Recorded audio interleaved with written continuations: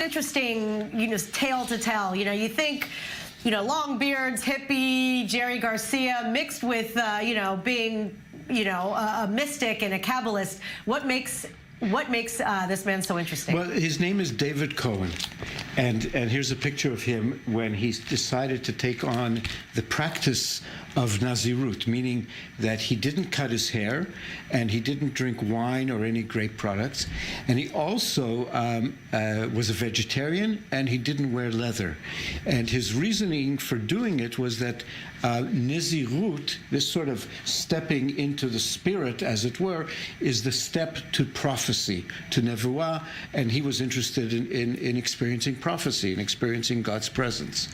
And did he?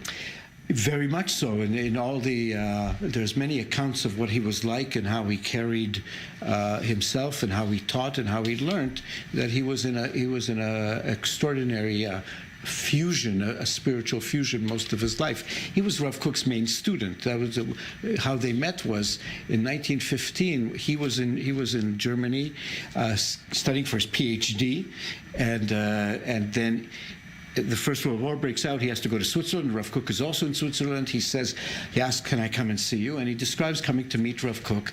And in the morning, he heard Rav Kook praying in the room above him, and he went and he listened to it. He said, "And I listened, and I was transformed into a different human being." Wow.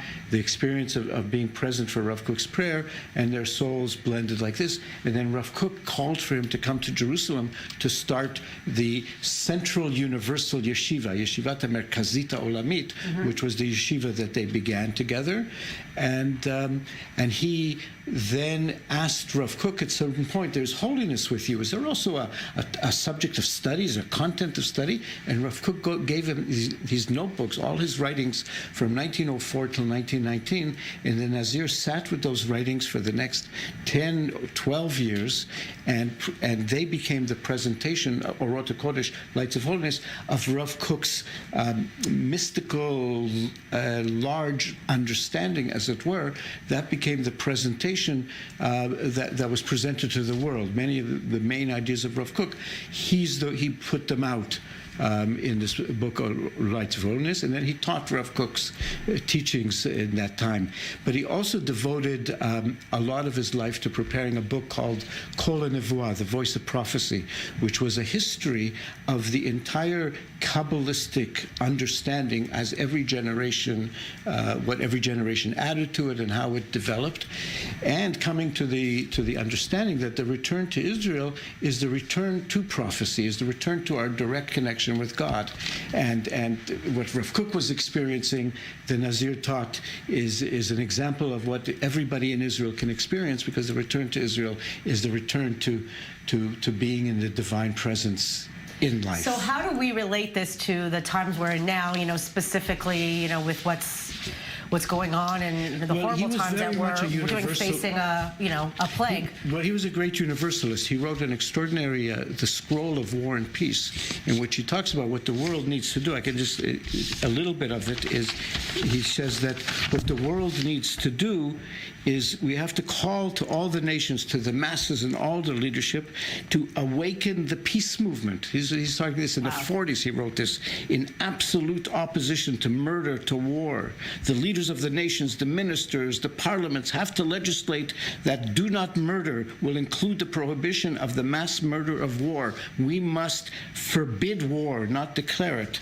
And he taught extensively about that the planet has to go to a higher level of understanding. And in order to do that, it seems like, how do you make, when we're even just talking about just the coronavirus, the name Corona, you think about even in the sphere of Kabbalah, you have Keter, crown, and you have the kingdom in the bottom. What can we learn, just using this, even if it's not connected?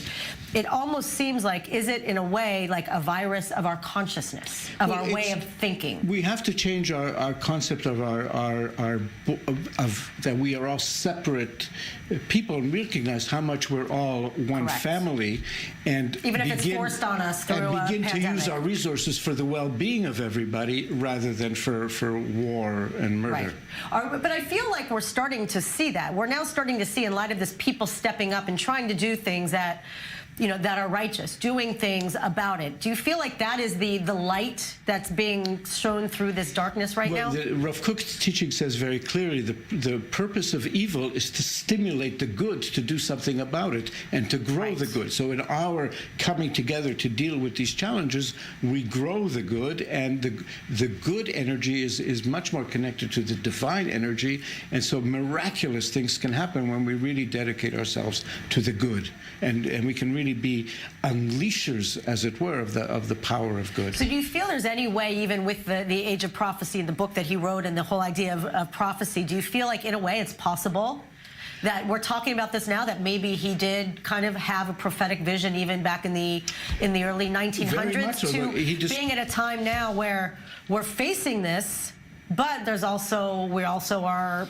talking about coming into the time of the age of the Mashiach. So how does that connect? Understanding. We have the messianic understanding is one that we're all the children of Adam and Eve, and our religions, our nations, they're our second names, as it were. But at core, we're all one family, and we have to start to understand that and treat each other in that way, and we'll see miraculous good things happen. All right. Well, thank you very much. It's very insightful, as always, and most importantly, I think this is a lesson for all of us to really go within and find our own truth and our own ability to get out of slavery in whatever way we can spread light to others, even if it's being stuck in our homes. Well, we have lots of ways to share light, and that's right. Yeah. Thank you very much, Rabbi. Thank Always you very a pleasure. much. Take good care. Your love story.